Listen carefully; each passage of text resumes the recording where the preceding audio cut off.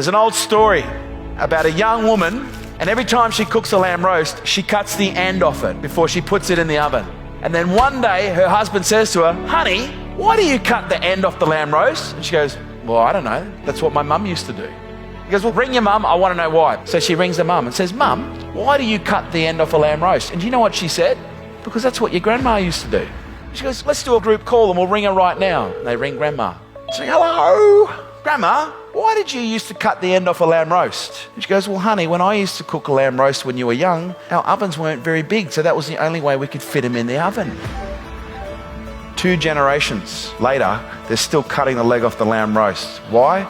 Because that's what they saw. Almost every behavior that is demonstrated in the world right now, it came from somewhere. And at some point, somebody, please stand up and take responsibility. Because we can point to somebody else. That's the fucking easy part. Anyone can blame.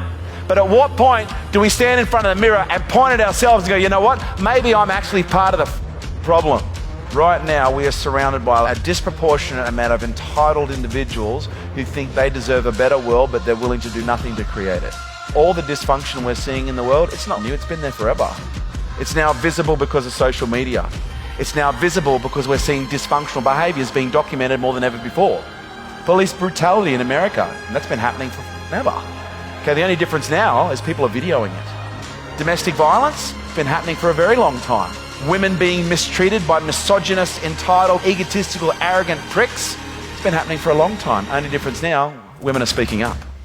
All this that is going on in the world right now, this ain't new. This is old news. And one or two things is going to happen. We're going to see this and we're going to go, "Well, isn't that just the way that it is?" Or we're going to go, "Enough's enough." At what point do we break the cycle? At what point do you stop cutting the end off the lamb roast? Jocko Willink says, "There are no bad teams, only bad leaders. There are no bad families, there are only bad leaders." That's sobering. But my question to you is, would you follow you? Would you be okay if your children replicated every single behavior that you're demonstrating right now? Because guess what? That's what's happening. You're either an example or you're a warning. Choose wisely. In the last 2 years, we have withstood fires, earthquakes, wars, and we're now in the midst of a pandemic. Pain is not insignificant. Pain, based on history, has been the greatest awakener that this world has ever seen. Because it's not until you experience a level of pain that you start asking yourself a question, there has to be a better way. This hurts too much. There has never been more potential waiting to be unleashed than there is in this moment right now. The 2 greatest moments in your life is the day you were born and the day you work out why.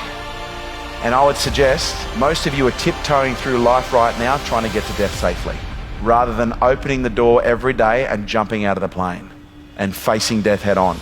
Because here's what I know, at some point you're going to die, every single one of you. But there's one thing that lives forever, and do you know what that is? It's legacy.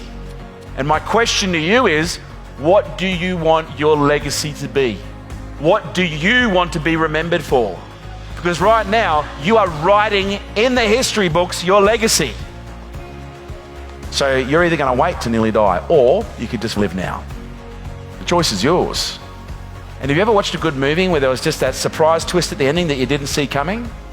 Maybe that's going to be your life. Maybe there's about to be a massive plot twist. And maybe that massive plot twist is a change in trajectory in your life and a change in the trajectory of every single person who knows you. But you need to find something that you're willing to die for, and then you need to live for it.